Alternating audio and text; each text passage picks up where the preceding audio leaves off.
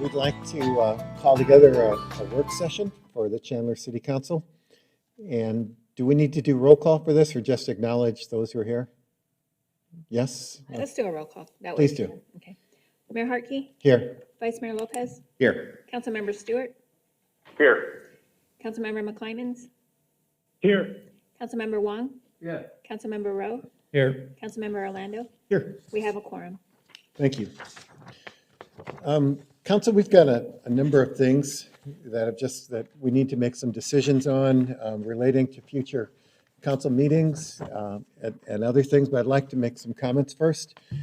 I do want to thank you all for joining us today, council members here, those participating telephonically, including Councilmember Stewart and Councilmember McClymons, as well as anyone else who might be watching in. I thank you again for understanding our desire for social distancing and to keep our community safe by closing these meetings off to the public. So on behalf of the council, I do first want to extend our thoughts and prayers to those of you who have been affected by this virus. Certainly there's the health aspect as well as the economic aspect, even wondering what to do with your kids at home. We're in daunting times, but I'm encouraged by our community's strength, how our residents and our businesses have come together to support each other. And I want to thank you for continuing to work with us as we navigate these ever-changing circumstances.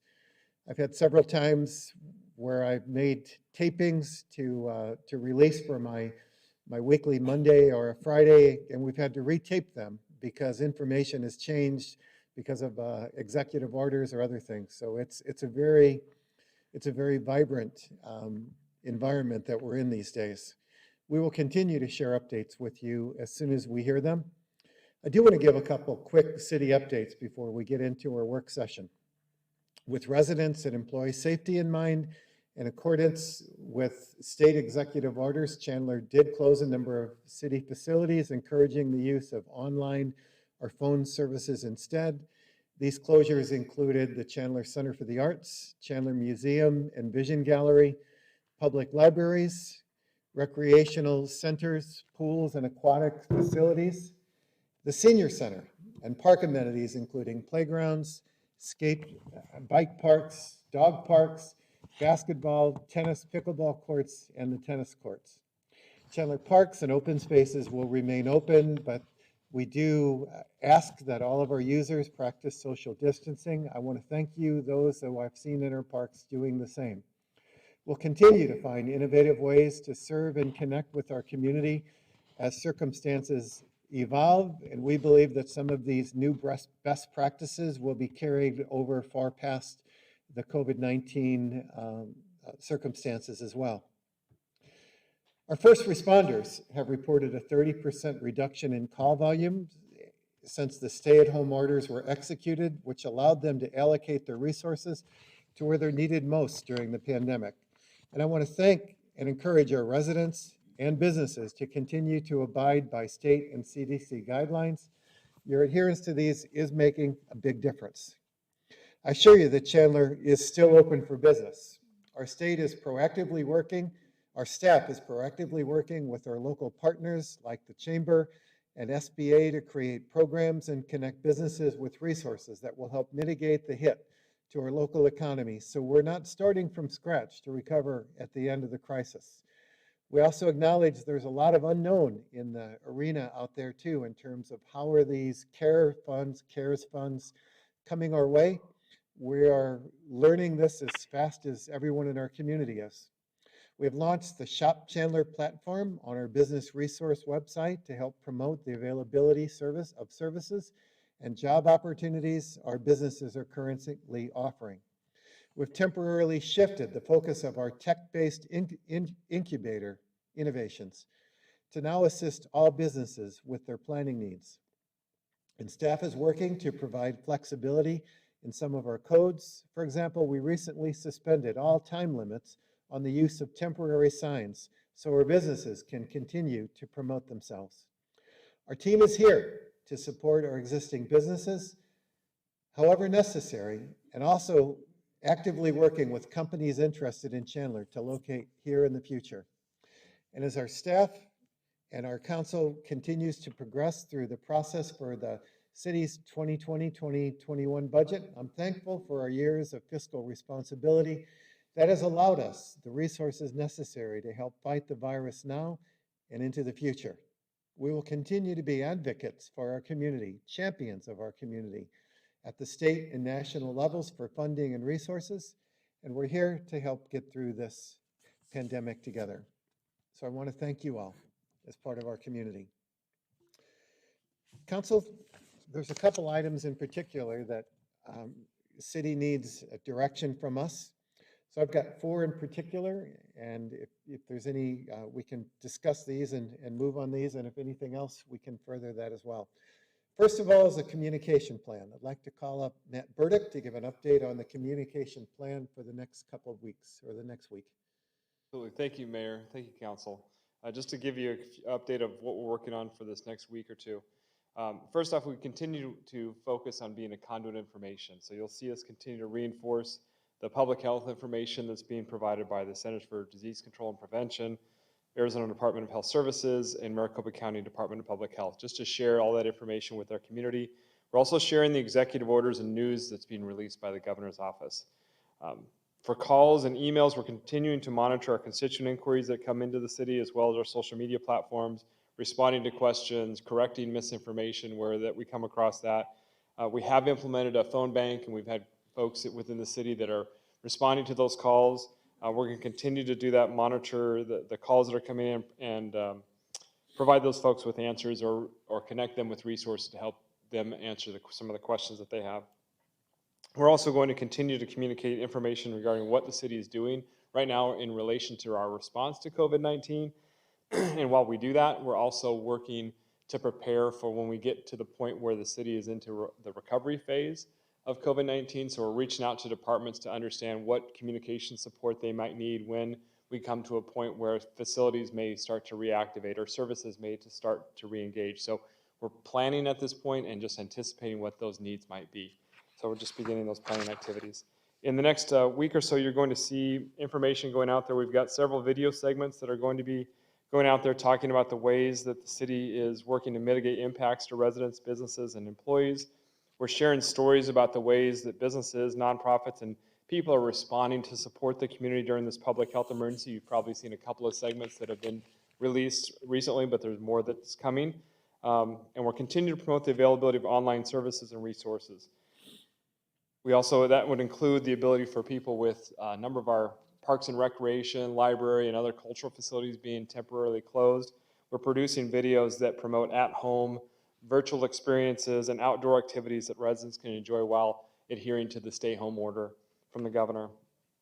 So you'll see a few things, especially coming into Easter weekend, ways that people can utilize some of the resources. We've worked with the museum and promoted one of their exhibits and did a nice little video for them to promote one of the internment camp exhibits that they had at the museum, and a few other Parks and Rec videos that are going to be released in this next week. And lastly, really working on publicizing during this time. We're also in the midst of trying to promote Census Day. So we're reminding people of the importance to participate and complete the census during this time. So we have continued activities related to promoting people's participation through online or phone or mail in the U.S. Census. With that, I'll take any questions. Council, any questions for Matt Burdick? Mayor.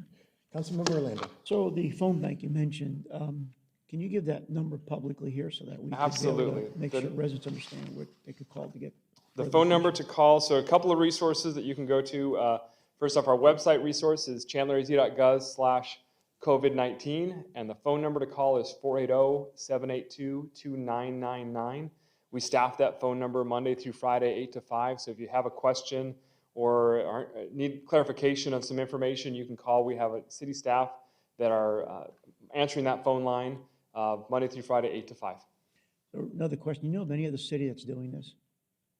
Phone bank, I'm not specifically aware. There's a number of cities, obviously, that are doing things through digital platforms just like we are, but in terms of the actual phone bank, I'm not aware that we have hotlines that other municipalities have specifically set up to take COVID-19 calls. And when a resident calls or a business calls, we have a number of resources that we have available for those callers, and we can help to connect them or answer their questions. So everything from business resources to resident resources, looking for information in regards to the governor's executive order and clarification, and we've fielded all different types of calls. People looking for information or clarification based on what they've heard or read. I think that's just another, Mayor, just another, yeah, listening to your comments earlier. I think there's good trust built out there with our community, and this is just another example of that trust.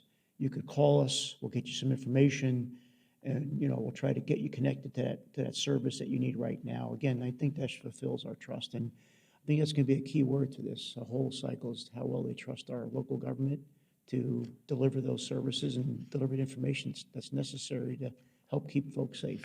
Absolutely. And we've seen tremendous response from our business community, our nonprofit community, as well, of really people coming together during this time of need, of looking for ways that they can support the community. We have several stories that we've heard of, and there's more stories that we're continuing to promote and share with the community. So absolutely, the phone bank and the online resources. People can also submit comments online.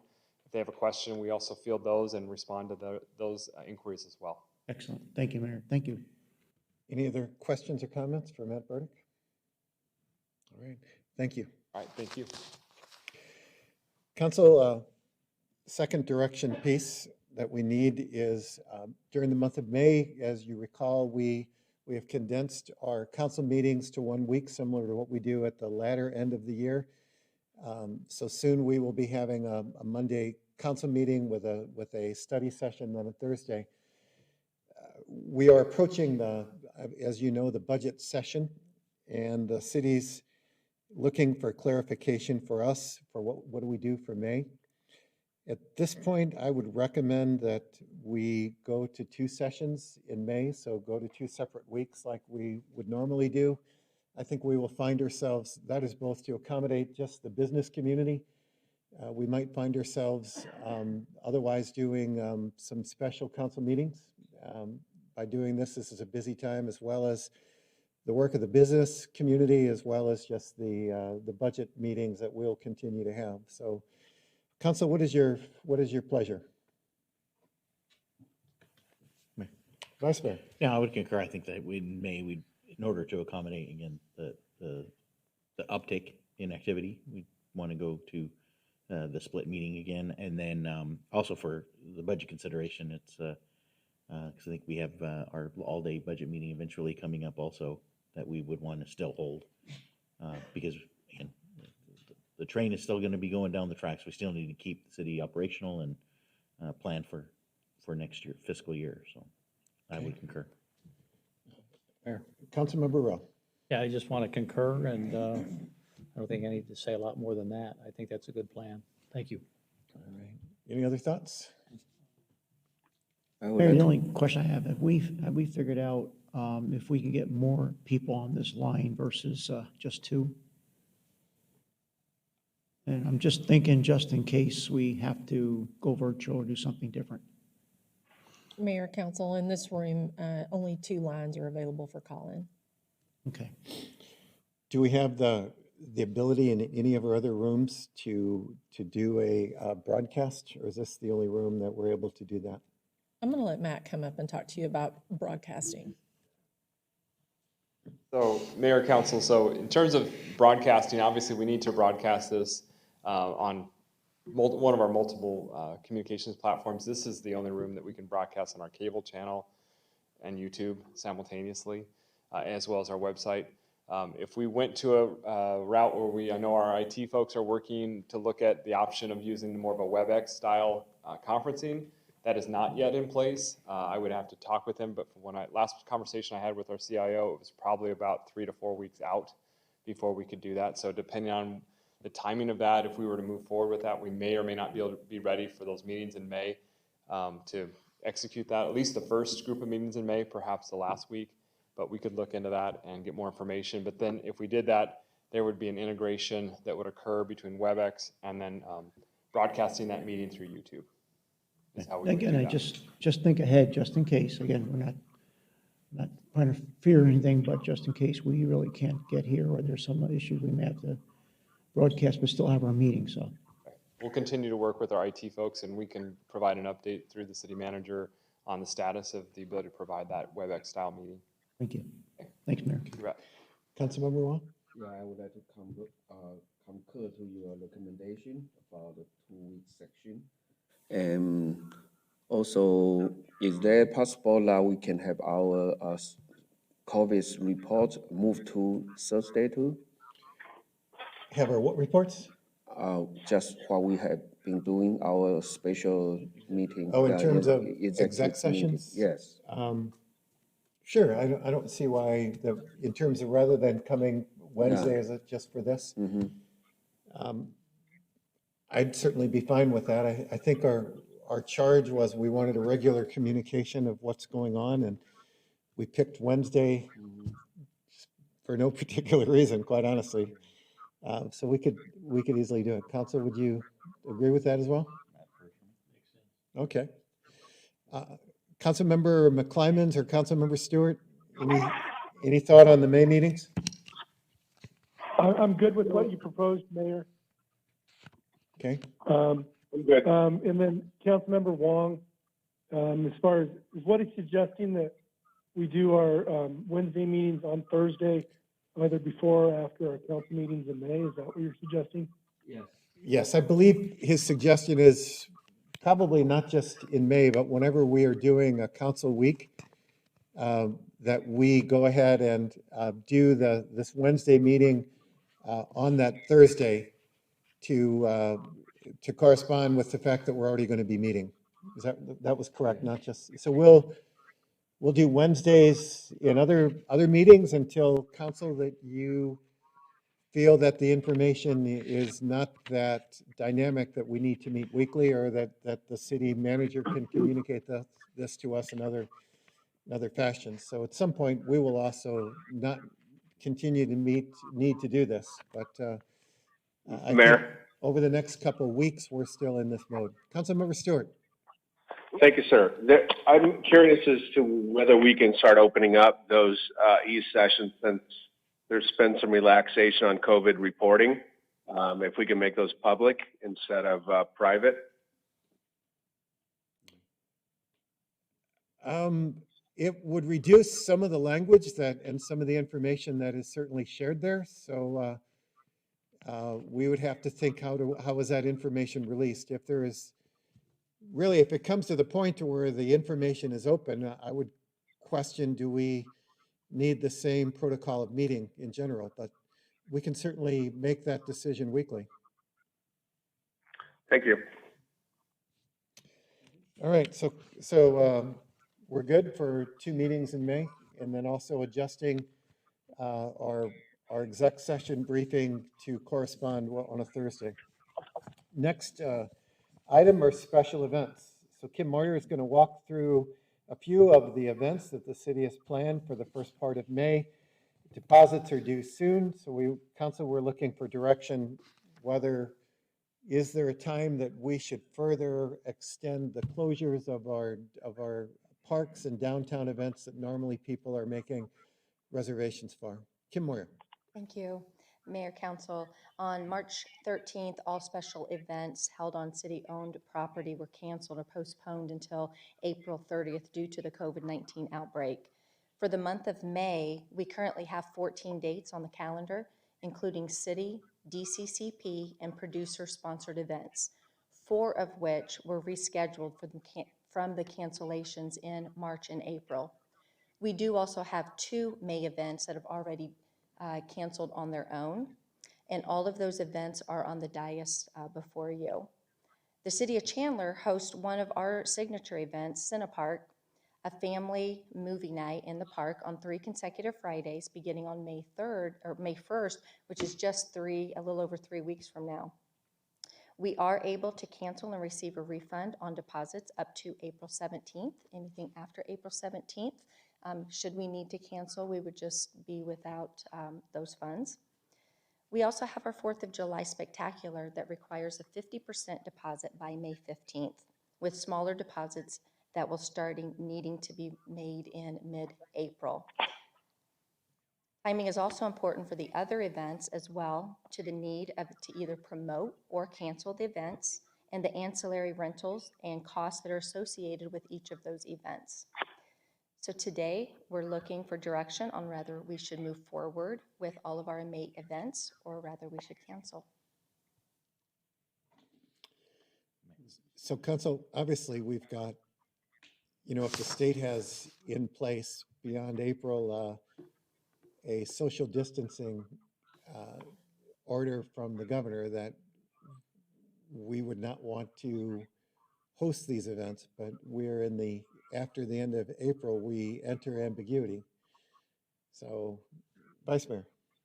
So, you know, sorry, Mayor, maybe going over a couple of these events in particular. So, as you talked about the city-sponsored events first, the Center Park, will credit Councilmember Rowe with the idea of something similar to that, of converting into a drive-in style type of Center Park, literally with a park in the car. So have we investigated, or has that been thought about, of trying to do that conversion? What would it take? Is the first too soon to do that? Is the 8th possible? Is the 15th not? We have looked into that. There is some additional costs that are associated. We would need a larger screen. We would need a different company to work with the radio station that we would need.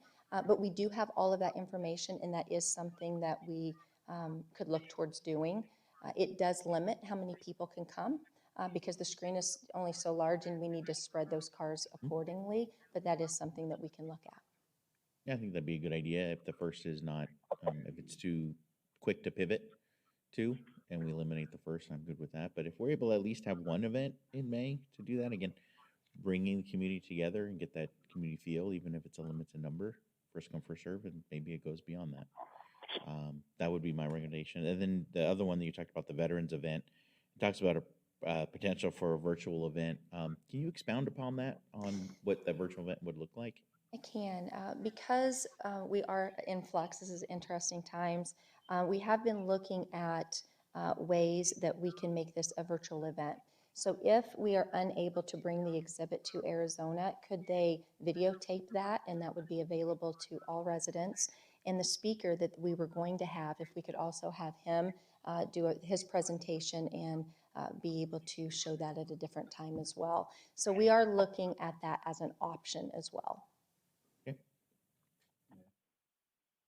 Councilmember Wong. So I just want to clarify what Vice Mayor's idea. Are you talking about the driving movie? Okay. Well, it sounds pretty exciting. Yeah, if we can do it. Yeah.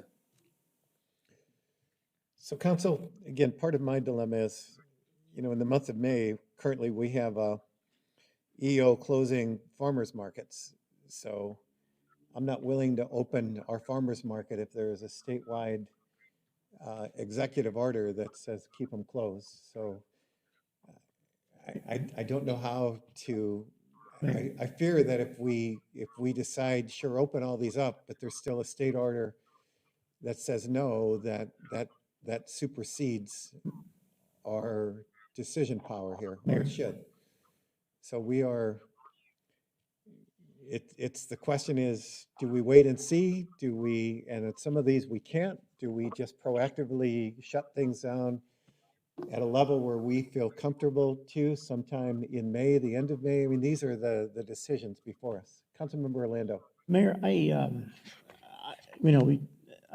always looking at this 10, 11-week cycle that we've been hearing about. And, that'll put us in the end part of May if we start looking at it. Also, schools are closed for this year, which is usually in May. So I think we have a benchmark here, two areas we could use at. If we start backwards and say March 17th, that week was when we started looking at this, a 10, 11-week cycle, which we're seeing in other parts of the world. And also the fact that schools are closed until the end of May, which again, that's normally our school process anyway, the 26th, 27th of May.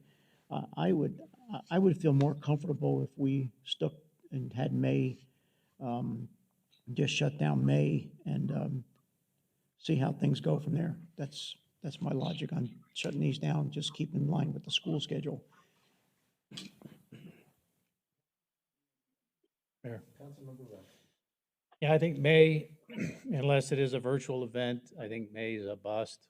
I will say that it would be great if we could somehow pivot and do some interesting things, and that whether that, I mean, there's some, I don't know who sits and talks and decides what that is, but whether that's finding local radio stations to do online contests and/or rewards and awards with merchants, and or a drive-in event that could be done on several nights, and working with Harkins or AMC or some of our other friends here in Chandler, and that with some professional guidance so that people could limit their exposure and do something fun, because I think people are looking for some relief in more ways than one. So that's my comments.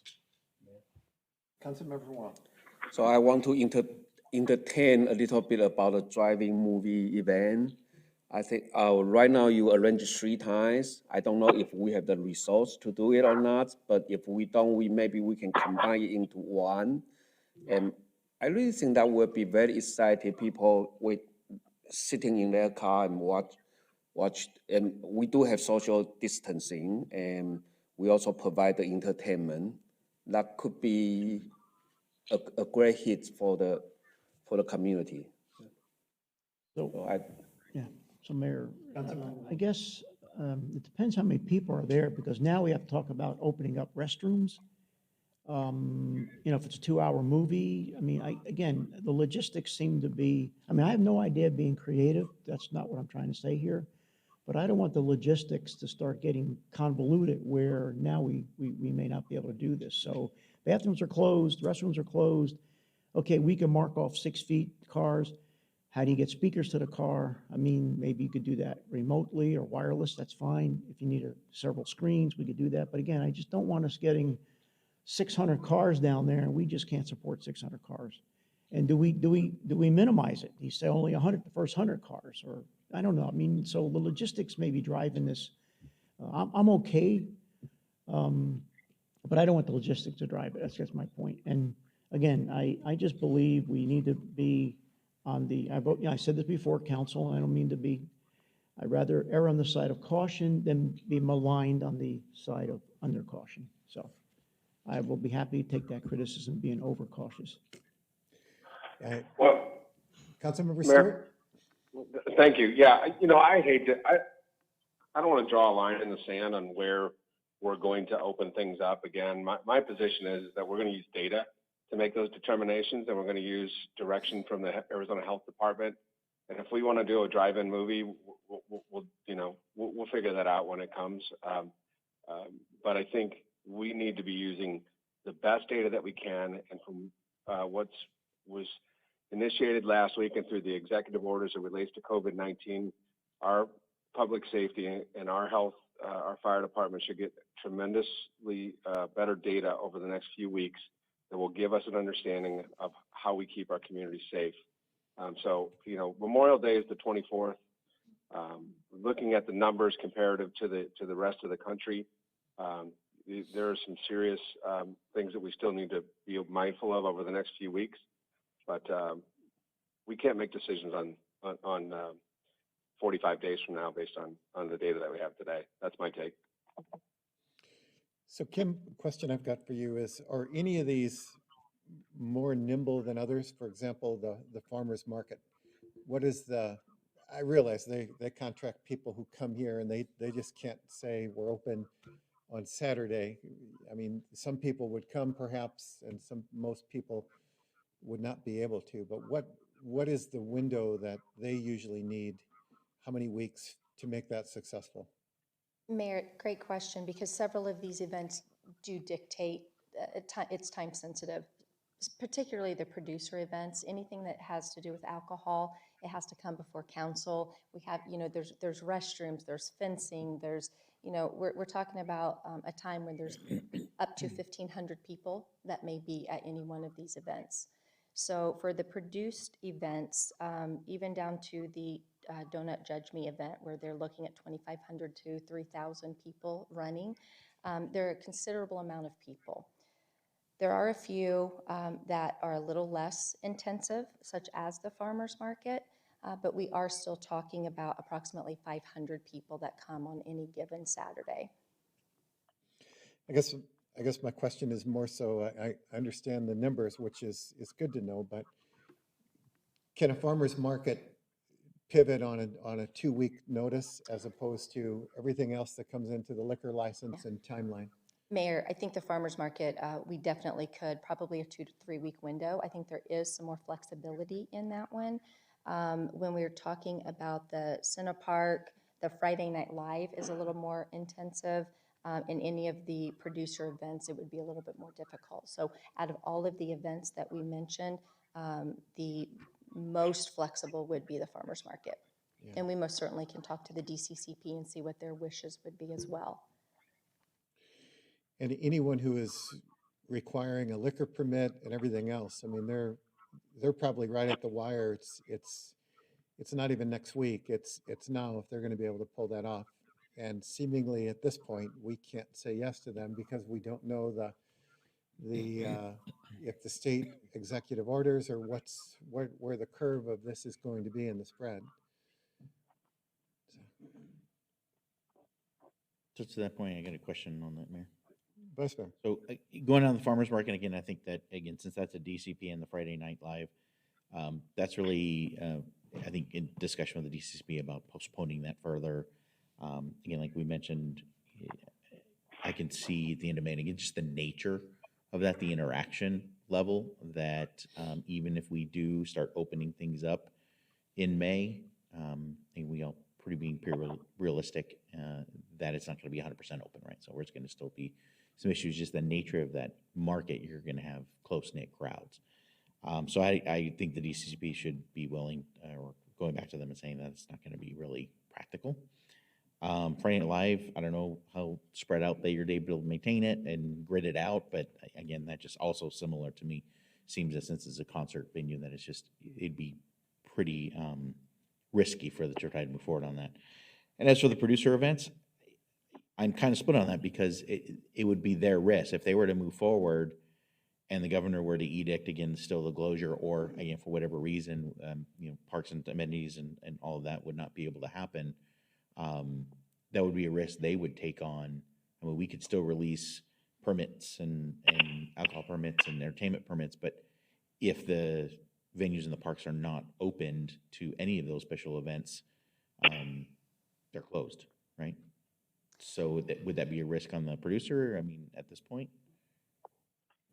I think that would be a difficult one, because if we would allow them the permit and the liquor license, I think that I could see them thinking that we had some ownership in that. Whether we do or don't would be a different question. But unfortunately, particularly with the liquor license, for all of those events that were canceled in March and April, they have to come back and pay for it again. So for them to come and pay for it a second time and get canceled again because they weren't allowed through the governor's executive order, that would be twice that they have gone through this process, and money that they would have foregone and not being able to have that again. So I think it's, I think for most of the producers, they just want to know whether or not they can move forward or if they should move forward. We may see that some of these produced events back off on their own. Again, we've already had 2 of them that have said, we just don't think that it's viable, that we're going to be able to. So they decided to take a step back. For the other 4 that's left, they're looking for our guidance on whether they should continue to move forward or not. Yeah, well, and I would fall in then into the same thing with the farmer's market. Again, the nature of these events, it's going to be crowded, and not, I mean, at this, to try to predict that everything, the floodgates are going to open by May, even the end of May, I think would be extremely optimistic. So, in my opinion, I think that's an extreme risk for them to take, and we would not, should not recommend that they move forward. The farmers market is an interesting one. We've had a lot of conversations with the DCCP, because it is actually a certified market, which means it's as if it is a small grocery store. They do use WIC coupons. So the farmers markets that have continued around the state, they've made sure to have practices in place where everybody is 6 feet apart. They have hand washing stations. They actually have drive-ups where people can go. The DCCP has opted not to do that at this point in time. If they chose to open and the council was okay with it, towards the end of May, they could put in some of those practices that would make it a little more safe. Councilmember Rowe. Thank you, Mayor. Yeah, I think we have the ability to change things a little bit as we go, but I would say we're probably not going to have much through May, and we look forward to a robust fall here in Chandler.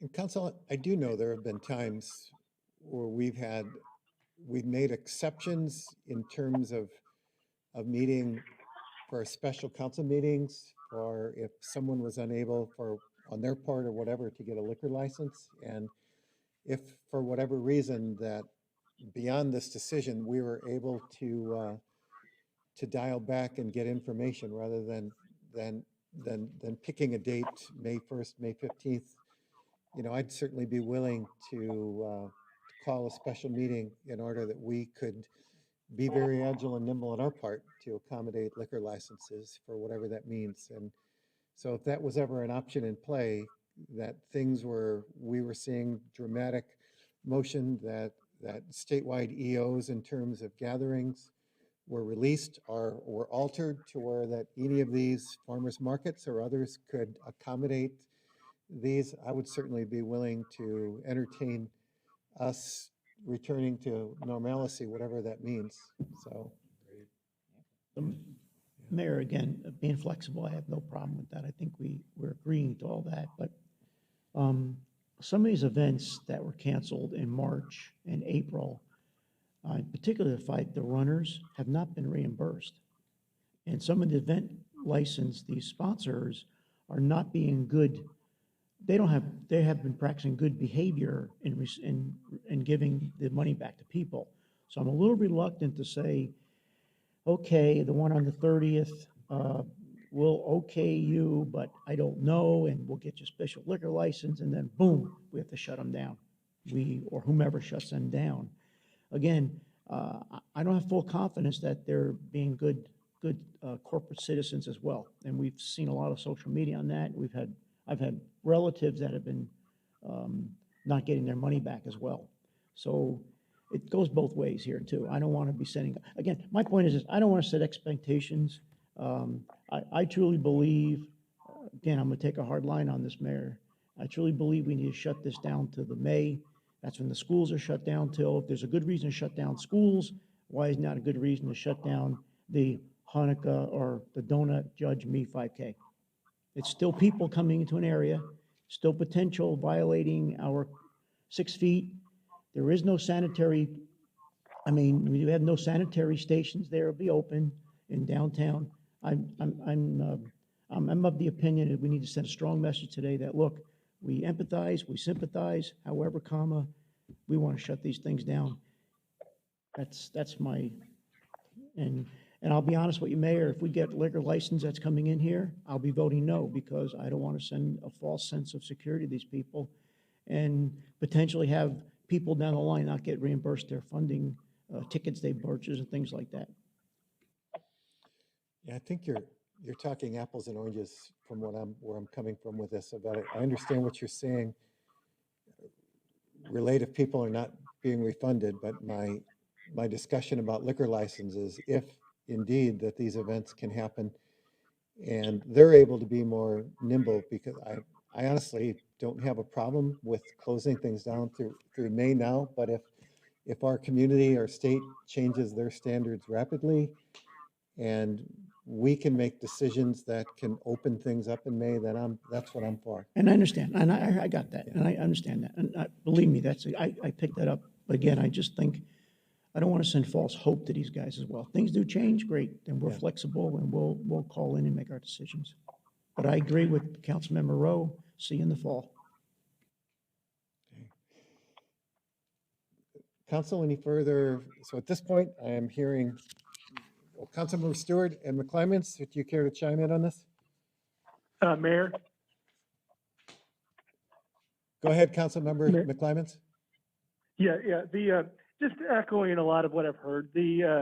You know, I definitely feel for our residents, you know, businesses, event planning companies. You know, everybody wants to get back as soon as possible. I'm definitely in that camp, back into the real world. But I'm a data guy, and I want to follow the data. And I think, you know, the data is going to be very telling in the next couple of weeks. But right now, from a, you know, probability standpoint, May's not looking good. And so, like you said, I would be on board that if the data in a couple of weeks, 2 or 3 weeks, all of a sudden May looks great, then yes, I'll definitely go to work with you and the rest of council as far as can we expedite and get some events in May if data leads us there. And so I'm just echoing most of what council said. So that's all I have to say. Thank you. Councilmember Stewart? Yeah, I think, you know, I'll just reiterate that, and kind of what Councilmember McClymonds just said, we're going to need data, but I know that we have to get some things under the wire from a date perspective for licensing and planning and everything involved. It's probably going to be a smarter thing for everybody involved to follow what Councilmember Orlando's saying as it relates to,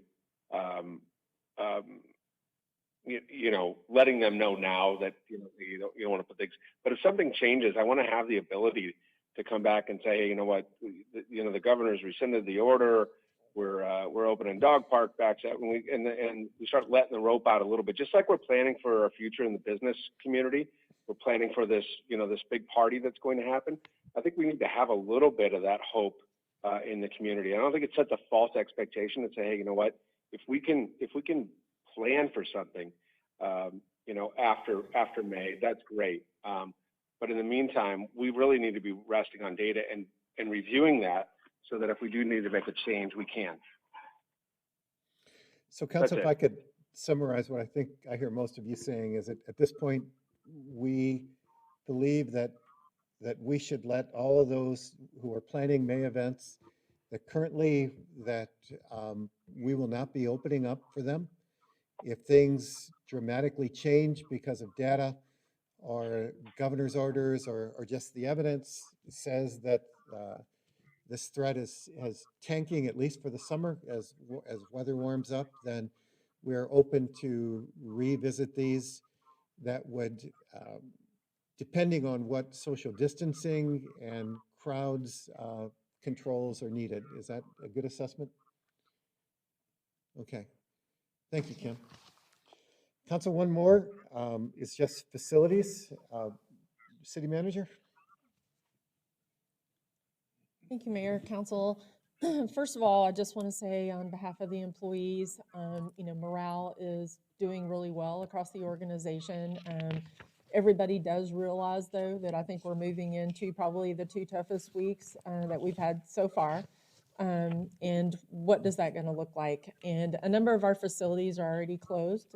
You all have announced those. We do have some facilities, though, that quite honestly, on a normal basis, we don't have people coming into from the public. And so I wanted to talk to all of you today about a few of those facilities. So the first one of which would be the parks maintenance facility and facilities facility that's down on Ryan Road, part of Tumbleweed Park. Right now, those doors are still open. You know, as we move into these tougher weeks, again, today we don't have hardly anyone coming in there, but I do know we're going to start getting more questions from employees about, can we lock those doors? So just wanted to get some guidance from you all on that facility. And again, they can do rec and everything online, and there's not a lot to do, to be quite honest, right now. But there's should really be no reason from the public's perspective to maybe not lock or go ahead and lock those doors. Another one is our yard. So off of Armstrong Way, we've got about 5 or 6 buildings down there that include everything from municipal utilities of various types, our streets maintenance area, our traffic maintenance area, our fleet facility, and our warehouse central supply are all residing in Armstrong Yard. Again, these are city, typically employee facilities. If they're doing anything right now with the public, it's generally already by WebEx meetings or things like that, that they are complying with CDC regulations. Would the council be okay for us to lock those doors till the end of April, bottom line? And then lastly, here around this campus, we have our IT building, which again, we don't typically have public in, but again, it's open and people are walking through, not many. And then our development services building, which I'm hearing that we only have a couple of people a week at this point coming in because they have availability to do everything online for the most part, or they could do it by appointment, not a problem there. So just wanted to get some additional thoughts from mayor and council around those facilities. And again, these are not big public places for folks to come into, like our libraries, but the doors still remain open at this point. Councilmember Rowe, then Vice Mayor. Thank you, Mayor. I don't see any problem with closing those facilities with the development services by appointment, and that we somehow reach out to as many different folks as possible and make sure that they are aware of that. Yes. So they don't make an unnecessary trip to try and do business with us. Correct. Councilmember Rowe, they are already making those appointments. Like I said, we only have about 2 to 3 walk-ins the last 3 weeks, the whole week. So it would just be those folks. But we would definitely put that out there, as we have been through the communication, that it would be for appointment only in that area. But they can get all their permitting and everything online or through text at the moment. Vice Mayor, and then Councilmember Rowe. So are you saying that the request is to close this to the public or Correct. to close them down? Okay, so close the Close public, to the yeah. public. Okay, Mhm. yeah, I can see that as a viable reason. Wanted to ensure that we weren't closing them in general because the grass is still growing. They need to still access the mowers, and it's hard to turn a wrench virtually on a car. So, okay. Yeah, Just wanted to totally. make sure that we Yeah, had no, clarity it on would that. just to help employees as we get into these next couple Yep. of weeks, just I'm to good with not that. have that public. Councilmember Wong. I would like to, as to the development department, I would like to recommend maybe we open one day. That day doesn't need appointment. For the rest, will be appointment only. So, but what you're saying already is it's being served by appointments now? A lot of them are making appointments, Mayor, but we do have some stragglers that are coming in that, and again, that's been running about 2 to 3 a week for the last 3 weeks. So we would like for those 2 or 3 people to also make appointments, bottom line. I think it's probably because they think we are not open. They may mistakenly think we are not open. But if we open one day, actually our department can arrange the appointment on that day too, if they choose to. But we can still have some people know, oh, the city open on Thursday or Wednesday, we can go there without appointment. So I kind of want to get some kind of compromise solution. Mayor, It's just City as Manager- another data point, we have pulled all the numbers of permits that have been issued. Well, we do that all the time.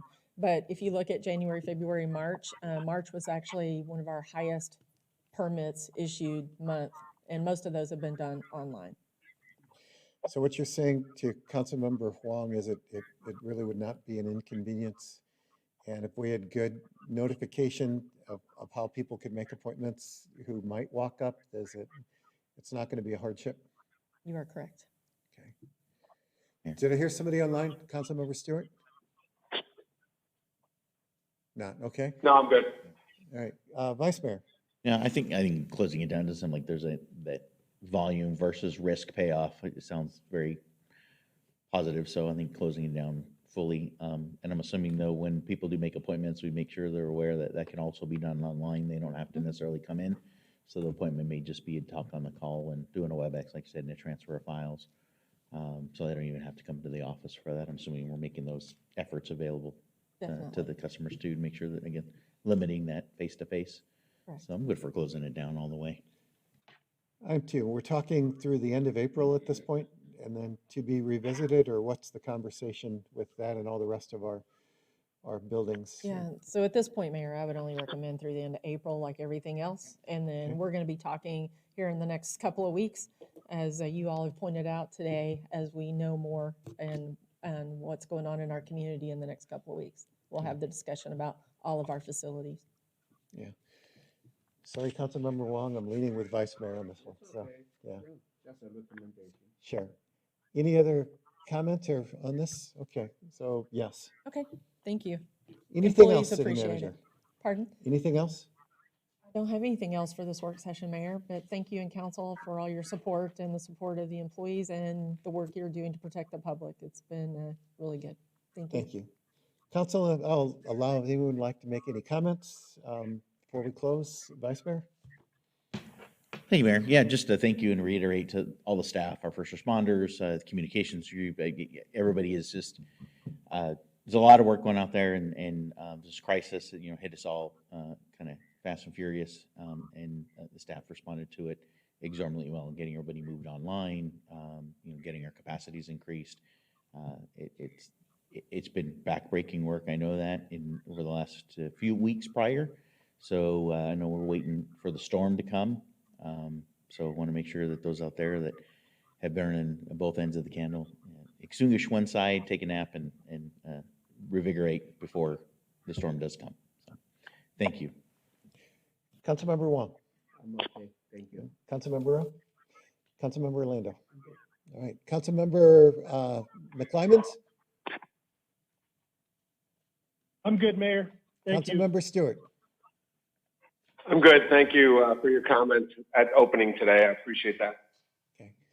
Kim, just on behalf of council, would you please relate our commitment to those who continue to want to host and hold events in our community, that we're for them, and that we'll do anything that we can do in working within the confines of executive orders and the best interest of our overall community to accommodate. So, all right, with that, closes our work session.